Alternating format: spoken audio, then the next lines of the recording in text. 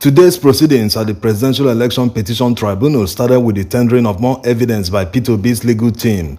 Among the documents are IREF copies of Benue State, Bayelsa, and others. You can see the legal representatives of all parties on the screen, and like many are wondering what's the next move for the Labour Party after their application to interrogate the INEC chairman Mahmood Yakubu was denied in court. Although we made a video about it, but it's very interesting that Atiku's legal team actually subpoenaed the INEC chairman yesterday, including the INEC secretary. They want him to come to court and be put into the witness box to answer questions. So this serves the same purpose of answering questions, although it's not the same petition, but Labour Party can still bring him to answer the questions in court if they choose. Now the judges are filing into the courtroom, and Labour Party's lead counsel, Levi Uzuku Eseyen, is the first to stand up. "My lord, with due respect, I will hand over to my learned colleague, Anuga Eseyen, to handle today's proceedings." This is the same lawyer that handled yesterday's proceedings for the Labour Party, and after taking the mic, he said, "My lord, with utmost respect, please turn to page 1 of the 8th schedule for the listings of IREFs. Thank you, my lord." He goes on to tender certified true copies of IREF documents representing 21 local government areas of Benue State. As usual, the INEC Council objected to the admission of the documents that they duly certified, stamped, and delivered to the Labour Party legal team.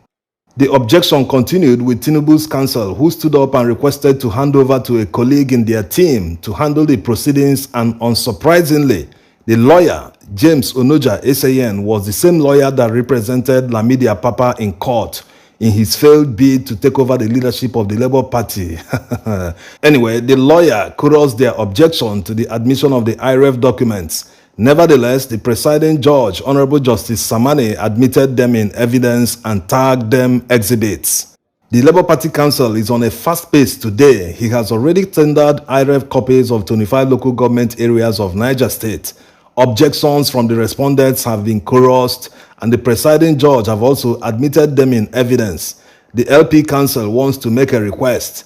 "Most humbly, my lord, kindly turn to the 9th schedule. My lord, we presented this schedule yesterday. Please turn to page 1, which shows the IREF reports for Edo State, as certified and downloaded by the first respondent, which covers 17 local government areas. Thank you, my lord." As you already know, the first respondent is INEC, and immediately he finished tendering the documents, the respondents chorused their usual objections, and the judge admitted them in evidence. The LP Council is already making another request.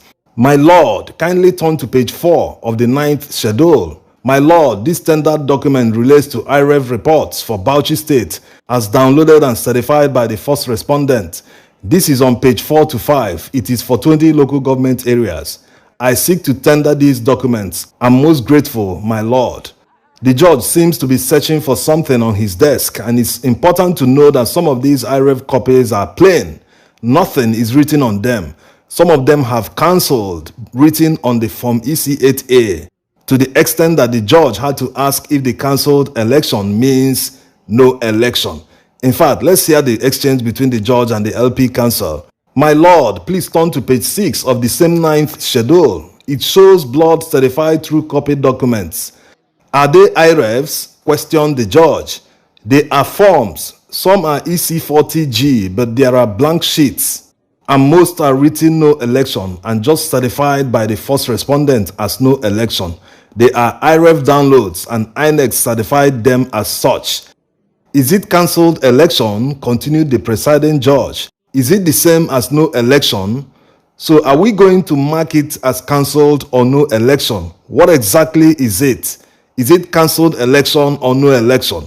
The LP Council tries to explain. The reason is given as cancelled election and in some no election, but in the Form EC40Gs, the reasons are stated as either cancelled or no election. But the presiding judge demands more clarification. Are we going to mark it as cancelled election as stated in the document, or as no election as indicated in your schedule? At this stage, isn't it better for the Labour Party legal team to invite the people that collated the results in the affected local government areas in Bauchi State to come to court and explain what they did, because it seems there's little confusion. Anyway, after the LP team had a little conversation, Anuga SAN took the mic. My lord, the item number 2 comes under cancelled election or no result. I have now separated the blood ones from the cancelled ones, my lord. And for the no election, we have listed it differently from the ones certified as cancelled, my lord. Yes, that's what you should have done, so we will write the right thing, the presiding judge responded. As usual, the respondents chorused their objections, stating that they will advance reasons in their final address. The Labour Party legal team are meticulously bringing evidence that INEC cannot escape from. That's why they are objecting everything. INEC cannot, in one of their replies to P2B's petition, say that all IREV copies are legible. And on the other hand, they delivered certified IREV copies that are blurred and unreadable to the Labour Party. What went wrong? The Beavers machine has an HD camera, so images captured and uploaded using the Beavers machine are always sharp and legible. So what happened?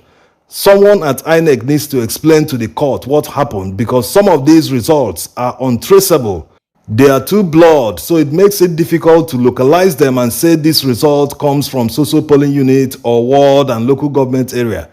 In any case, the judge admitted them in evidence and marked them exhibits despite the respondents' objections. The LP Council makes another request. My lord, we are now moving to page 8 of the 9th schedule. It is the second heading listed. My lord, these are all wrong forms which cannot be linked to any LGA in Kaduna State.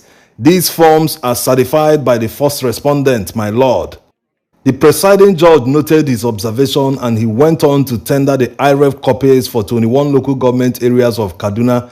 All documents were certified by INEC, and after the respondents' objections, the judge admitted them in evidence and marked them exhibits. The reason they number the exhibits is for quick reference purposes. When they are searching for any of them, they just look up the number and go and get it. After tendering Kaduna, the LP Council stood up. My lord, let's see page 9 of the 9th schedule, and the presiding judge just cussed him off immediately. We will come back and see it. Let's leave for a quick break of 10 minutes. And the court went on a 10-minute recess. While we wait for the court to resume, let's see why Labour Party is tendering IREV results. Remember that in their petition, they told the tribunal that INEC did not comply with the electoral law and their own guidelines during the presidential election. They are bringing this evidence to show the court that up till now, more than 3 months after the election, all the results have not been uploaded to IREV. The electoral law says that results must be uploaded immediately after vote counting at the polling unit. It must be at the polling unit. So any upload outside this time frame is invalid. Also, many uploads that are not legible cannot be classified as an upload because they are not useful. It defeats the aim of uploading the results in the first place. The reason the electoral law requires upload of Form EC8A immediately after vote counting is to store a copy that will act as a reference at the Ward Collation Center. When polling officers arrive at the Ward Collation Center, the Ward Collation Officer is required by law to verify the results with the uploaded copies on IREV. That's the only way to make sure that there was no manipulation on the way to the Ward Collation Center. So imagine what the Ward Collation Officers did in Kaduna, Bauchi, and other places where results weren't uploaded on IREV, whether blood or not. So this is the fundamental issue. INEC did not follow the law during the election. More analysis in another video. We will also include the question many are asking whether the tribunal will recount all the votes again. All the questions will be answered in another video.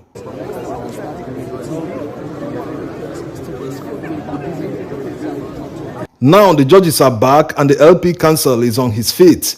My lord, we have 7 state schedules of certificate of compliance as certified by the first respondent, and we seek to tender 6 states, excluding number 1. He goes on to tender them, and despite the objections, the presiding judge admitted them in evidence. The LP Council quickly makes another request. My lord, let's go to page 10 of the 9th schedule. My lord, it is the schedule of beavers and certificate of compliance for 28 states as certified by the first respondent. This is on page 10 to 11. My lord, very humbly we seek to tender these states, including FCT. He quickly moves to drop it on the table, and the judge admitted them despite the chorus of objections by the respondents.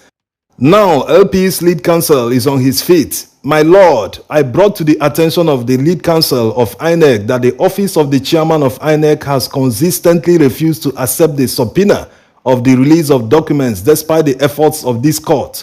There is a huge failure of them to accept the subpoenas. The lead counsel has graciously asked me to give him the copy of the subpoena or give it to any member of his team. So I will get a copy and send to him once I'm done with this proceeding.